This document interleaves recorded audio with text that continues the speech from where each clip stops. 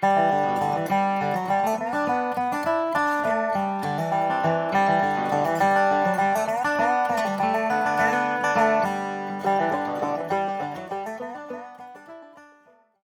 guys, welcome to another episode of Conn's Country. Today I'm sitting down with a guy who's keeping real country music alive, Alex Key. We're talking about his journey, his influences, and what makes his music stand out in today's country scene. Before we dive in, I'd like to give a huge shout out to the Art Forge, where we recorded this episode. This place is something special. Located in Franklin, Tennessee, the Art Forge isn't just a recording studio. It's a full creative hub built for musicians, artists, and creators of all kinds. They offer music production, engineering, photography, branding, and video work. But they also go beyond that with art classes, painting workshops, and creative events that bring the community together. Whether you're looking to record, learn, or just get inspired, this place has something for you. I had an awesome experience recording there, and I'll definitely be back the next time I'm in Nashville. If you're an artist looking for a space that's as passionate about creativity as you are, check them out at musicproductions.com. That's MUSICK productions.com. All right, let's get into it. Here's my conversation with Alex Key. Got some questions here. I'd rather not go by them, but I'll. Well, you do what you. Yeah, I mean, I'm here for you, so you do whatever. And we'll cut out anything. It's weird like this, so we might keep it in. Even I don't know. Yeah, keep it in. I mean, that's part of the money. Yeah. Like I said, I don't. I like to keep things real. For the most part. And anytime we're at the studio, like there's just one part of one of the new songs where I said something completely dumb, and the engineer was like, "Man, let's leave that in there." I'm like, "Dude, let's not do that." It's like, "No, it's funny," and I'm like, "There's funny, and then there's just weird." Yeah. And that was just weird. He's like, "Oh, are you sure?" And I'm like, "Yeah, I'm sure." But there's a side of me too that's like, it was funny. We should leave that in there. But for all argument's sake, I think it's best we don't. Yeah, there's been a couple of things I figured I probably should leave that out. Yeah, it's cancel culture and stuff. So yeah, it's best just to play it safe, play it cool, play it safe. So tell me about growing up in Wilkesboro. Sure. Yeah. Wilkesboro is for those that are not familiar with Wilkesboro, it's in the western part of North Carolina. If you've ever heard of the North Wilkesboro Speedway, which is kind of the home of NASCAR. We're also like the home of moonshine running. And that's how NASCAR got started, of course, and stock car racing and whatnot. So growing up in Wilkesboro was a very great experience. It's got everything really you could want. I mean, I love the mountains. So we're right there at the foot. It's called the foothills, actually. And so we're right there at the foot where the Boone and some of your mountain regions start. And, you get on into Black Mountain and Nashville and stuff. So we're very close to all that. We're also, if you want to go to Charlotte or Winston to have a few more options of things to eat and stuff like that, you can go down the road. And we're just very conveniently located there in Wilkesboro. And it's it's very rich in history. Yeah. Got a lot of historical stories and things that came from that area. People, of course, you probably heard of Doc Watson and people like that. And my uncle and Doc and Wayne Henderson and all those guys, they kind of started Merle Fest, which is a big, oh, really? Yeah, it's a big, bluegrass festival there in Wilkesboro. And that started before Merle actually died. Merle got killed on a tractor, which was Doc's son. But they had started this festival prior. And then when Merle died, they called it Merle Fest in his honor and stuff like that. So that's a really cool event there. And of course we've got the track back now, and just there's a lot of people there say there's not much to do, but I always just say they're not looking in the right places. Right. There's plenty to do. We've got a beautiful lake, and just of course that's home. That's where my family is, and I love it. I love calling it home. I love being here in Nashville, and I love traveling and seeing other places, but that'll always be home. And I really, really love that place and all the people. They're just kind, very kind people, very welcoming.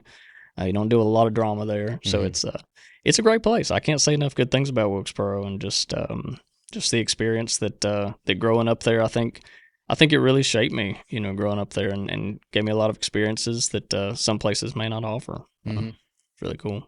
Was bluegrass a big part of growing up at all? You, at least with other families or Yeah. around you? Yeah, I mean it's around here country music's kind of the thing, Yeah. Once you reach a certain point, country music is the thing, but once you get so far over that way, it kind of morphs to bluegrass. Yeah. And my community is very bluegrass. Yeah. There's not a lot of country. It was weird for me growing up because my great uncle Herb Key is a big bluegrass musician, and of course, like I said, him and Doc and Wayne Henderson, him and Wayne actually, they do the Henderson guitars. My uncle does all the repair work and stuff for Wayne, and they've been friends for 30 years, 40 years, Lord, maybe even longer. I guess have to be longer. But, so of course, growing up around him, he's in the bluegrass world, and I was always around Doc and all these other people like that. And that's neat. And of course, being at Merlefest every year,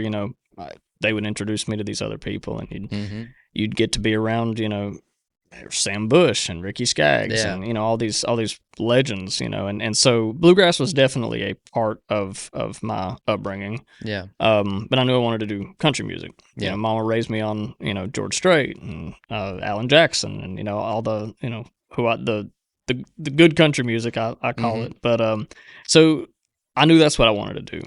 Yeah. I didn't really have any desire to do bluegrass. I also don't have the skill to pick bluegrass, so that's tough.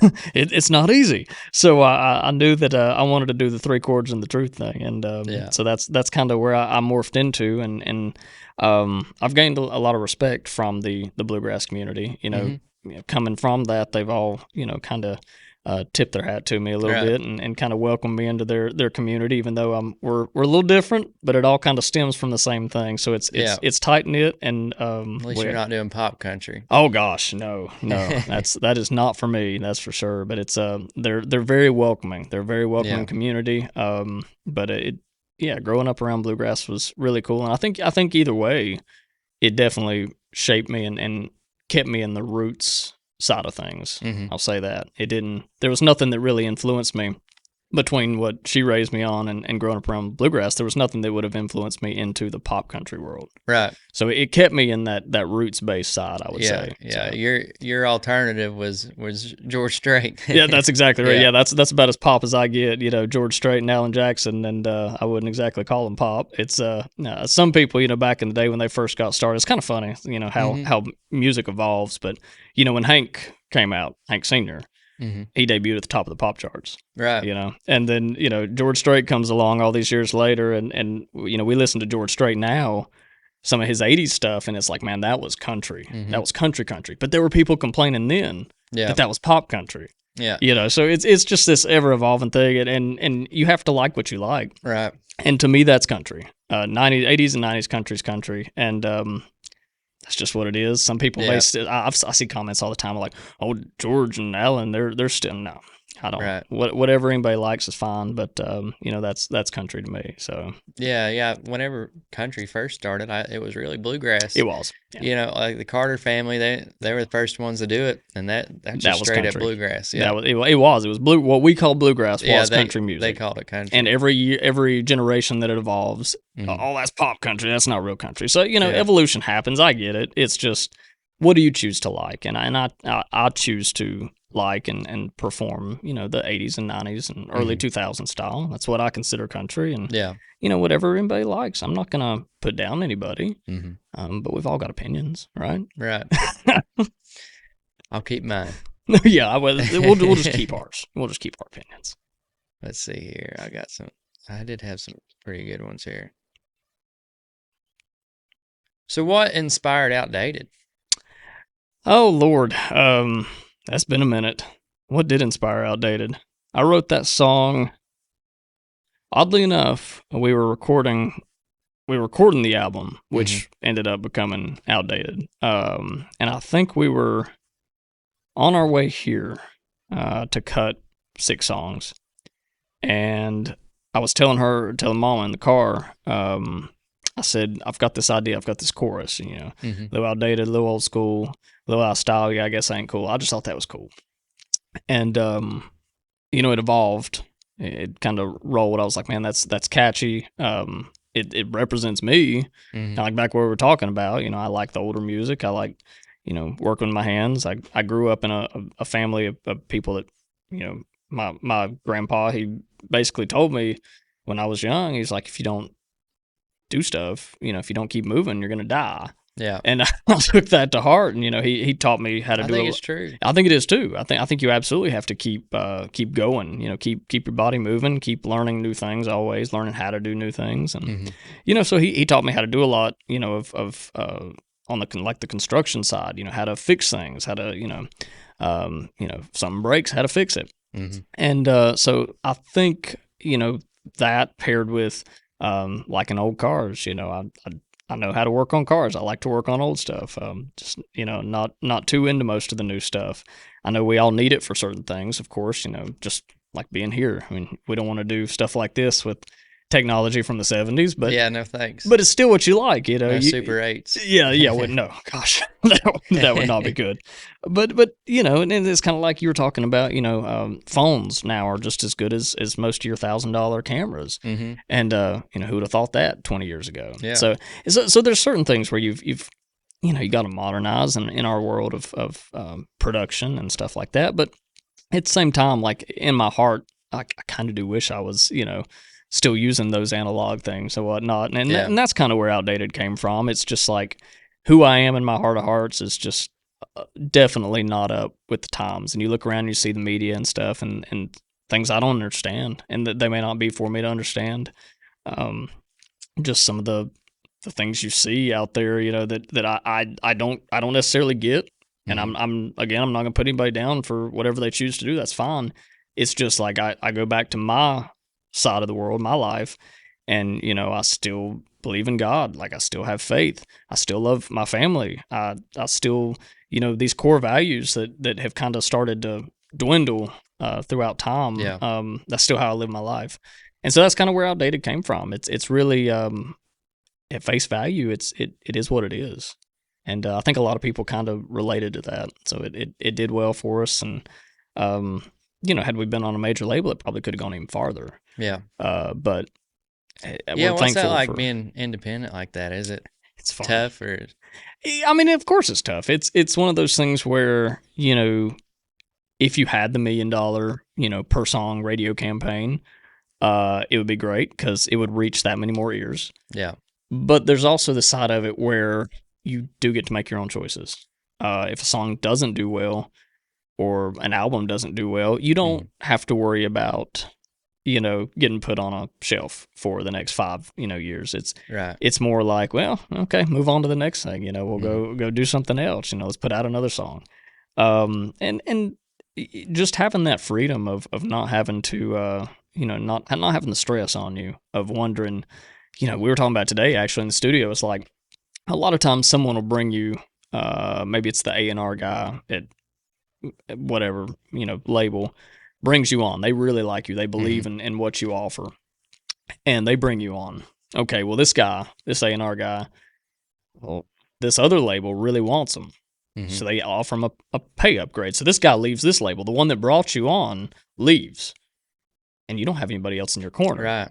You may be signed, but nobody else really wanted you. This guy just really believed in you. Yeah. And he was head of A&R, so and so you're sitting there at this label, nobody else really believes in you, and they may not use you for 5 years. Yeah.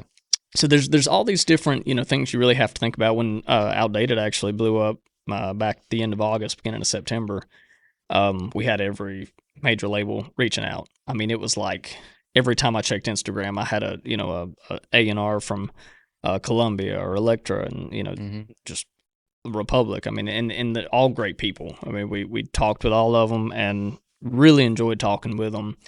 And, I'm not saying never, obviously. I think the most important thing is establish yourself to the point where, the deal gets sweeter. You want the deal to get sweeter.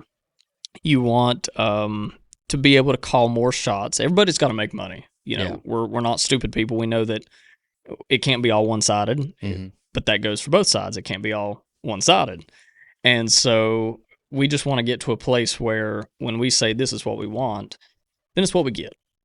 and we don't have to compromise. There's certain things we want to maintain. We want to maintain artistic freedom, publishing and stuff like that. And when you get to keep 100% of it, excuse me, when you get to keep 100% of it, you make a lot more. There's major label artists out there right now that are struggling, like seriously struggling. Mm-hmm. They don't know, where their next meal is going to come from, because if they're not doing big numbers, that 85 to 90% that they're having to give away every month, that only leaves a very small, very small fraction. And so it doesn't leave a lot of room. So you really have to, and that's why you only hear about 10 artists per year. There's these 10 artists that you continue to hear about, and there's like 1,600 people signed every year, something like that you don't hear about. Where are they? And so it's scary. I definitely hope we can work with someone in the future. But right now we're just we're chugging along, doing our thing. People are liking it. And I think the opportunities are out there for unsigned people. It's, we're sitting down with some talent agencies as far as like booking tomorrow, actually. And so you can assemble your own team without having a label. Mm-hmm. It's just much easier because the label already has that talent agency. They already have the radio personnel to go to. They've got a team assembled. And so it does make it easier. And I'm not saying in any way that it wouldn't be easier. Mm-hmm. It's just, where's the payoff greater? And so right now, staying independent is definitely where the payoff is. It seems like with a good network, and you can kind of really get it yourself. You can just surround yourself with good people. Yeah, I think. Let's see here. I want to talk about your videos. Okay. We were talking about the cameras and stuff, but I really like your videos, man. It kind of reminds me of Michael Jackson, the way he did his music videos and stuff. It's more theatrical, more like a movie. Sure. And I don't see anybody doing that anymore. Yeah, I'm glad you said that, because that's very much where I kind of, when we start out with a video. Actually, let me rephrase that. When I write a song. Mm-hmm. 9 times out of 10, when I write a song, there's kind of a movie that plays in my head. Yeah. And that kind of helps me write the song. And a lot of people will start with the chorus, and sometimes I do, like with Outdated. Mm-hmm. But sometimes it just starts at the verse, the very first verse. And having that image play in my head helps me progress through the song. And so what's really cool about that is by the time the song's done and it comes time to be thinking about a music video, I've kind of got it in my head already. Mm-hmm. And so, I like doing things as kind of a movie. And I think with country music, there's got to be a story. Yeah. And so, excuse me, I don't have anything there. It's just really dry in here. But I think coming from a background of songwriting, it's kind of like screenwriting in a way, mm-hmm. Writing videos and movies and stuff like that. So we do all our own production. You think about the cost of a music video. Even just a basic music video, and I'm talking like 1 to 2 locations, mm-hmm. basically just standing there singing, can easily run $20,000 to $30,000. Yeah. Again, being independent, we don't have anybody fronting money. That's not doable. So we went and got our own professional cameras, rigs, and all that stuff, and of course learned how to use them. Mm-hmm. And so we've been doing our own music videos, and I always tell people, when I say it's a very small team and it's a 2-person team, it really is. When you see me in the frame, that's mama filming, right? When I'm not in the frame, I'm filming. Yeah. And that's just the way it is. And it always turns out really good. And I think there's something else to be said for that too, because the equipment costs a lot, mm-hmm. but at the same time, every time you make a music video, you're saving that much money. Mm-hmm. And, something I've noticed and I think a really good example of it is like Muscadine Bloodline. Yeah. Those guys, they've always kind of done their own production stuff for years now. And, people don't care that it's not like, Lionsgate quality. People don't care that it's, that there may be a mistake here or there. Mm. They just love that, getting online and watching, seeing the faces of the people singing that they're listening to and stuff, and more about the story than it is, like you said, mm-hmm. anything else. So as long as you're capturing that, there's no reason to spend $20,000, $30,000. Yeah. And I'm not trying to take away business from anybody. Right. I know that film people have got to make a living, but at the same time, when you're an artist, you see it all the time. You can spend 3-4 months making a music video, Mm-hmm. and you can spend that $20,000 or $30,000, and then someone can go on TikTok with their phone, hold it up in the car, singing along to their song, and it'll blow slap up. Meanwhile, your $20,000 to $30,000 music video gets 200 views, and it's like, so really, at the end of the day, did it matter? All right. So it has to come down to what you want. Me personally, I love making music videos. Mm-hmm. I love editing them. I love the filming of them. I love sitting there, making a story, making movies. It's what I always tell everybody. If I wasn't doing music, I think I'd be in the film industry, just because I love being creative. And so making music videos is always a really fun part. Unfortunately, it is time consuming. Right. So we usually get 2 to 3 per album, and that's just how it has to be between everything else. But if I could, I'd make a video for every song, because it's a lot of fun. Yeah, I bet. I like doing this, editing the podcast and stuff. It's fun. It is. It's fun. It's a creative outlet. Yeah. So, other than Outdated, you had the song Haunted House. That was another big one for you. What was that one like? How'd you come up about that? Believe it or not, Haunted House was a song that I wrote in probably 2016, something like that, 2015 or 16. And it wasn't anything like what you hear now. It was a lot. It was actually kind of, going back to the bluegrass thing, it was more on the bluegrass end. Yeah. And it was getting close to Halloween. This was 23. Mm-hmm. It's getting close to Halloween. I remember when you first posted it. I'm talking like, dude, we did not record that song until the end of September, maybe. And we filmed the video like the week after we recorded it. And some of it's filmed here at the house we stay at here. Some of it was recorded in Charlotte. The big white house is in Charlotte. That's my still player's office, actually. And then there's some other shots that are filmed like around Wilkesboro. So it's filmed in all these different locations, and it kind of comes together. And I wanted like a Halloween inspired, like the movie Halloween, like that first intro scene. Yeah. Kind of the old neighborhood, and just this, again, a story, kind of conveying this whole thing. And but I rewrote the song and wanted it to have more of a spooky sound. The original didn't. It was just more of an upbeat, kind of fun song. Yeah. And I knew I wanted it to have more of that, like George Jones, kind of haunting sound to it. Yeah, it's really unique. I listened to it, and that's one of the songs that made me really want to get you on the podcast and talk to you at Poppy Mountain, is because I listened to it, and there's a couple parts that it just really shocked me. Yeah. Just the melody of it, it's really neat. Yeah, it's cool. Really neat. I like to make chords that are not the norm, right? I like to do combinations. I like to go from minor to minor, and sometimes I like to go from. And do you know what the Nashville number system is? Yeah. Okay, so I love going from a 5 major to a 5 minor, things like that, and stuff you don't hear so much in modern music. You heard it a lot more in the 80s and 90s, and especially with like George Strait and Alan Jackson did a lot of that stuff, and so I really enjoy playing with those those fun chords, and sometimes you make a combination of things that kind of make you feel special and tingly.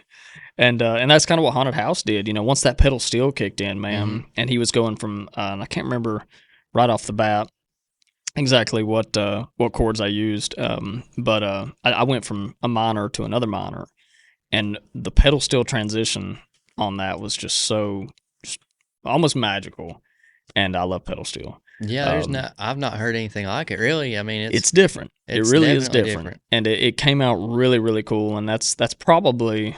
It's on my top, 5 songs, I would say, that I've done, that I really like that song, and it was done so quick. And I think sometimes maybe that's the best, just the ones that you just effortlessly knock out. And a song from, at the time, 7 years, 8 years ago, so it was just really cool the way it came together and so quick. Yeah. And I mean, we had it out, and from the time we recorded it to a music video coming out, it was like 3 weeks. So it was really cool and a lot of fun, a little hectic, but a lot of fun. Yeah, that's pretty cool. Oh yeah, do you have any songs that are particularly special to you and that mean a lot to you? I don't know, maybe one that stands out? I think they all are. I think especially, and that's another cool thing about writing your own songs. Obviously you don't have to split it with 6 or 7 other people. That's always good. Hmm. Because the writer's royalty is where most of the money comes from. So I like writing my own songs. But they're all special to me in different ways. Some of them more than others. Like Willie Waylon and Mama. If you're talking about Hmm. sentimental songs, that's a true story. She raised me on, like we talked about, 80s and 90s country music and stuff, and so that's a special one. And I actually played that at the Opry, just because she's when I started out on this journey, she said, "Well, I'll manage you," and so she's been with me every step of the way. This has Hmm. been a joint venture, and all that hard work kind of. When you do something like the Grand Ole Opry, it's like, okay, it's starting to pay off now, and so you share the wins, right?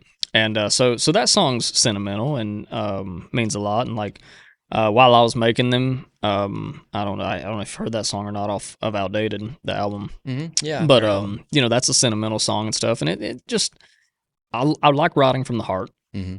Every once in a while, I'll write a song that's more vicarious, stories I've heard, and I'll take other people's stories and shape them. But I think the songs that you live first and foremost, in first person, are the ones that mean the most. So I've got a lot. Outdated's another one.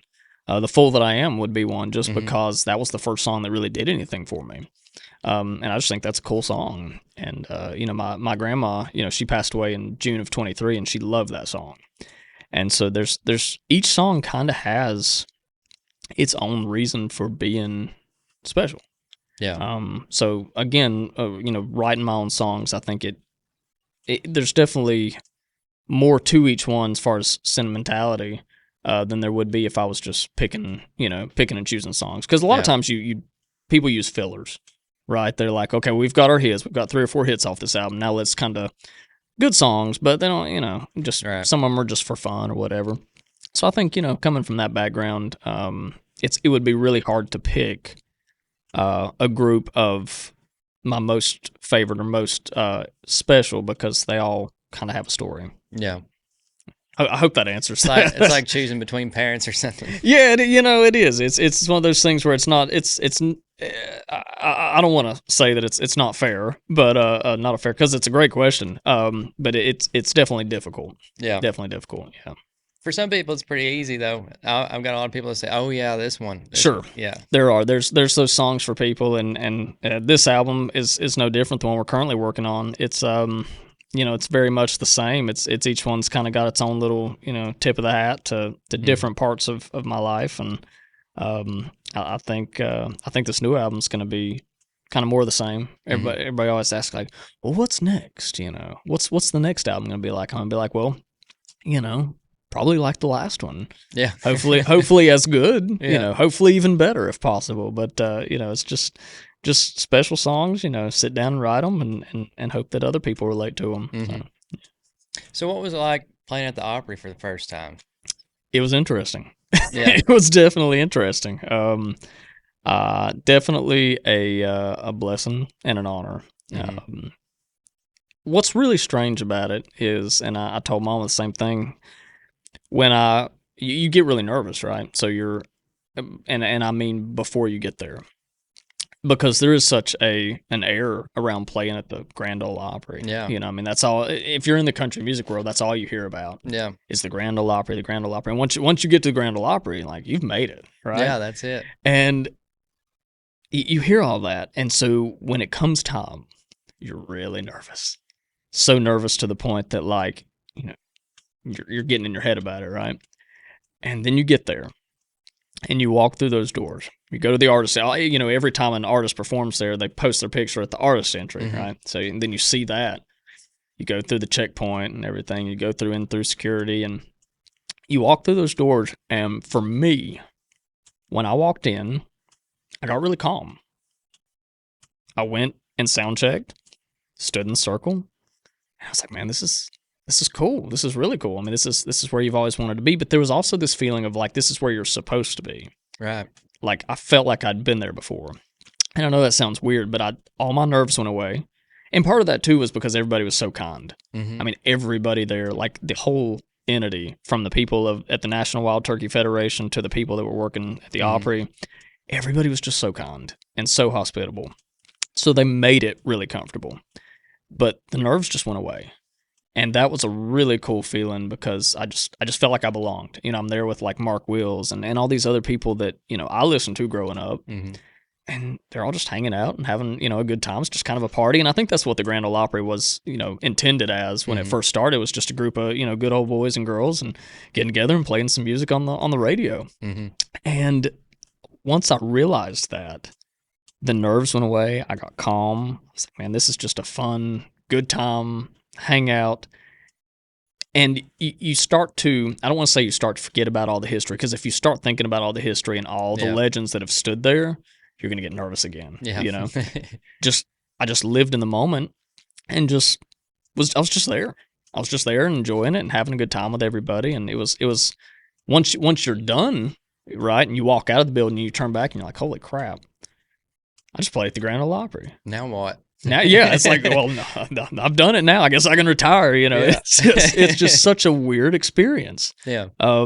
Because like I said, once you're in there, everybody's just having a good time. Mm-hmm. And I don't even know how to explain it, because it was such a really cool and magical experience, and so grateful to be able to do it. But anybody that's asked me that, I'm like, I try and explain it. I'm like, it's hard. It's hard to explain. And everybody in the band kind of felt the same way. They're all like, once they walked out, they're like, holy crap, we were just in there. You know, we were just playing on that stage. So I don't know. It's just such a strange experience, but such a blessing, man. That was so much fun. It's once you experience something, it's totally different than what you have pictured in your head. It is. It's even if it's not worse or better, or it's just beyond different. It's almost like you kind of black out during the moment. You do. You know? You do. You go through the motions. Yeah. You do go through the motions, and I would say it was better than I was experiencing. Mm-hmm. In the way of that, everybody was so kind. Mm-hmm. There was no arrogance. You know, none of these big artists, you know, none of them were at all arrogant. Everybody was just, like I said, just cool, having a good time. Yeah. And I think that's what made it, like I said, so comfortable and so relaxed, and took away that edge of pressure. Mm-hmm. You know, it really took that away. So I definitely think it was a lot better than I could have ever imagined. Yeah. But just different. But I'm so grateful, and I hope we can definitely. I hope we can go back, you know, a million times, you know, and the ultimate goal. I told Mark Wills this actually, because he's an Opry member, and he was like, "Yeah, I've been an Opry member for X number of years," and blah blah blah. And I was like, "Man, you know, if you ever get tired of that, you know, that title or whatever, and you need somebody to give it to, like I'm here. Just call, you know, right? Just hand it off." Yeah. He was super nice. Mark Wills was really cool. I liked That's him neat. a lot. Yeah, I liked him a lot. We shared some interesting stories. So, like I said, what now? I mean, now that you played at the Opry, do you have it? I'm sure it's hard to come up with another goal after something that big. It is, and that's another one of those weird things. It's like, because, again, you know, you walk out and you're like, holy crap, that happened. That actually happened. And even still, you know, you're sitting here and if you really start putting emphasis on it, it's like, wow, you know, that's pretty wild. But you don't really think about it that way. You think about, like, okay, we did that. Now we go play this next show. Right. We go play, we're doing some stuff in like California. We're going to be Poppy Mountain. We're going to be in New York in April and stuff. So you move into that, back into recording. You know, we're in the studio this week, and you just keep chugging along. And the really cool thing about music, and I think any creative outlet's this way, there is no glass ceiling. Just because you do something that's monumental doesn't mean that you can't do it again, or you can't, you know, if you have one hit song, you can always have another, you know, as long as you're putting out, you know, good stuff. So it's just continuing. I would hope to play the Ryman. That would be, as far as venues, that would be one I'd love to play, is be the Ryman. But the Grand Ole Opry is kind of the epitome venue, right? So it's kind of like, you just keep chugging along. Hope you get to go play the Opry more times, and hope people continue to like your music, and, you know, just put out what you're proud of, and just keep living the life. You know, when I get back home, I'll fix our tour bus. You know, I got stuff to do on that. So it's more of the same, but you always want to be on a slight, not necessarily. I always say your trajectory needs to be upwards, but it doesn't need to be like this. You don't want it to be like this. Right. This is okay. This is okay. Sometimes this is bad when you go straight to the top, and especially with no ease in. If you don't dip the toe in the water and you're just kind of thrown right into it, I think a lot of those people are set up for failure. Yeah. They don't know what to do once they're there, and once they do go straight to the top. And I'm talking people like on social media, TikTok and stuff. They blow up, and all of a sudden they're thrown in this world. Some of them never played a show before, and all of a sudden they're playing for 30,000 people. Yeah. Scared to death. I don't know how to use in-ears, right? So it's as long as you're moving in a slight upward trajectory and you're building fans along the way, I think it's more organic. And I think those people will be around for a long time. I think the people that move at that clip will still be here in 10 to 15 years.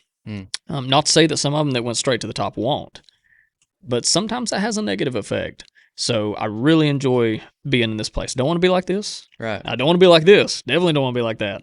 But I like doing this. Yeah. Because it's fun, it's organic, it's reasonably stress-free. So if that makes any sense. No, it does. That's really I've been cool. kind of dealing with the same thing myself with the podcast. It's not really growing as fast as I would have liked to at the beginning, but I just made a video not too long ago about, really appreciating being in the moment. And any kind of growth at all is growth. And that's it. Everyone you pick up along the way, man. They and that's another thing too. You have these big videos. Some of them, the outdated one we posted. I posted on Facebook, Instagram, TikTok, and it got like a combined 27 million views. Yeah, stupid amount. I mean, just insane.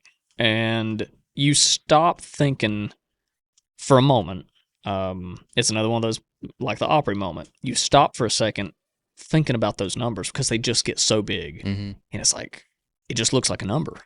But then you stop and think every single one of those people matter. Every single one that took their time to watch it, even the ones that didn't like it, they matter. And when you really start thinking about every single one of those individual people, then it's like, man, every single one that took their time to like it, to listen to it, even just to watch the video, and then especially the ones that took the time to go download the album, download the song, watch the music video, whatever. Every single one of those people matter. And so back to that, if it's doing that right there and you're only picking up one new person a day that cares about what you're doing, it's a job well done, man. Yeah. It doesn't have to be like that, because eventually, if you're moving like that, that one person's going to tell two people. Those two people are going to tell four, and it will do that. But it's going to be so much more rewarding, so much more organic. Yeah. I had a question I was going to ask you earlier. I forgot to. Well, we kind of moved on from it, but you ever think about doing a gospel album? I don't know. I think that's a hard one. Yeah. Because I think I always incorporate God in my songs, at least a lot of them. And that's definitely a big, and I think country music and gospel have always walked kind of hand in hand. I wouldn't be opposed at all to doing a gospel album. I think it's really cool. I would love to do it if the timing was right. Yeah. Because I think sometimes how am I trying to phrase this? I think sometimes if you release a gospel album, and you get a lot of followers off of that gospel album, and then you turn around and you release a song that talks about drinking at the bar. Yeah. And people that maybe started following you for your gospel album, then you release this and it's like, well, we don't like this at all. Yeah. And so it's really hard because it can be off-putting. You can build two different fan bases that sometimes on some things do intersect, but on some other things they don't. Yeah. What a Honky Tonkers Do in Heaven. That was just a fun song. Some people are like, well, Honky Tonkers probably don't get into heaven. And I don't agree with that. I don't think that's the case at all. I think the way you live your life does determine probably where you go, obviously. But just because, especially in Texas and Oklahoma and stuff like that, honky tonkin is a way of life. Yeah. It's not we're not talking about people that are going in the bathroom and snorting crack cocaine. Right. Right. We're talking about these people on Friday and Saturday that when they get off work, they go dancing, they go line dancing, they go with their wife, they go with their family, you know, out to these honky tonks, and they spend their life there. That's like some people spend their life at NASCAR races. That doesn't define where in that honky tonk doesn't mean you're living your life wrong. So some people, like I say, when I released that song, they were like, well, honky tonkers, if they're living that kind of life, they probably didn't get into heaven. Like, I don't agree with that. So it's another one of those, like Breland a few years ago, he released this song called Praise the Lord. And it was kind of like Praise the Lord for Mama's Chicken or something, and Praise the Lord for Pretty Women. I don't know. It's all these different things that was more secular than, you know, a gospel song, but it hit this trend on TikTok that was very, very religious and very brimstone and fire. Yeah. And they did not like it. It got ripped apart. And so it's always, I've thought about that before. I was like, would I do a gospel album? And I think for me, are you a fan of Cody Johnson? Yeah. I think for me, he always likes to include one gospel song on his album. Right. And I think for me, that's definitely more applicable. Yeah.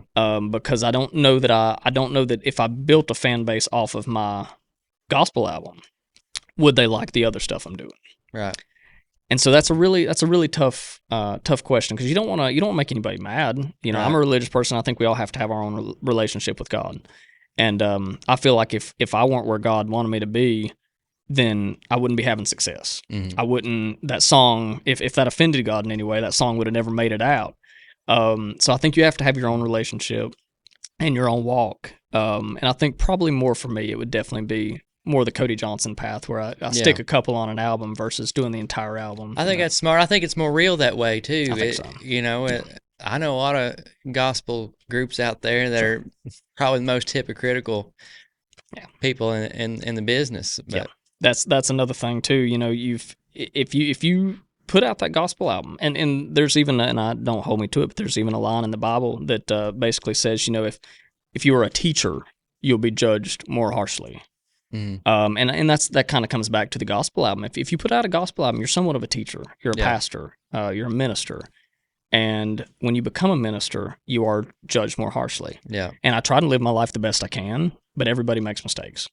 And so that's a whole other thing. You know, that's we're on the religious side of things now. But it's a fine line you have to walk there, and you know, have your own walk with God, and do your best to make Him happy. And he'll lead you. If I ever hear His voice and He says to do a gospel album, then I'll do a gospel album. But right now, I think He likes what I'm doing. Yeah, I think so too. I like what you're doing. I appreciate that. Let's see. We've been going for about an hour. Okay. If you want to jump into a song, that'd be great.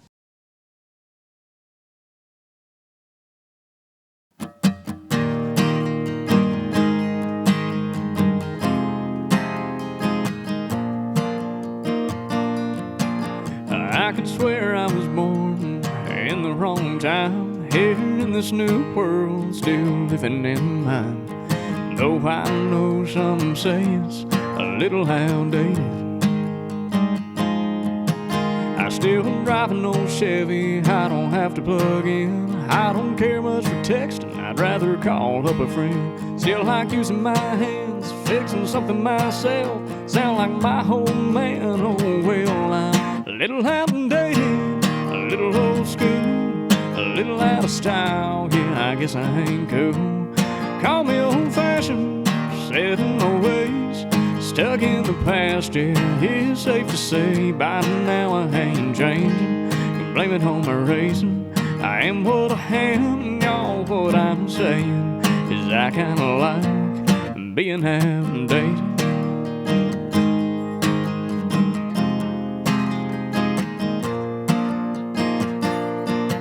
I love the red, white, and blue. I still stand for the flag, like my dusty old boots and this cowboy hat. It may seem crazy, but I still like saying yes, sir, and ma'am, shaking hands. I think if you want something, you're gonna have to work hard. And country music ain't country without crying steel guitar. You can keep the city, I like a small town life. Spend a little time with me, you'll find out. A little outdated, a little old school, a little out of style, yeah, I guess I ain't cool. Call me old-fashioned, set in my ways, stuck in the past, yeah, it's safe to say by now I ain't changing. You can blame it on my racing. I am what I am, y'all, what I'm saying is I kinda like being hound, baby.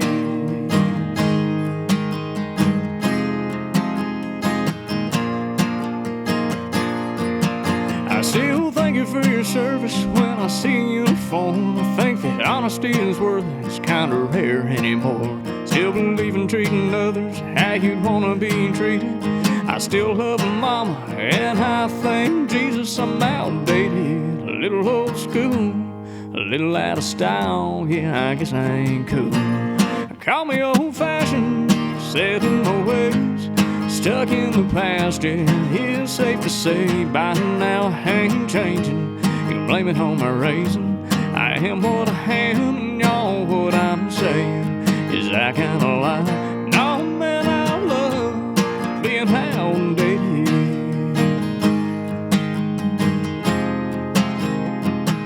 Yeah, I'm outdated. Yes, I am. Yeah, I'm outdated.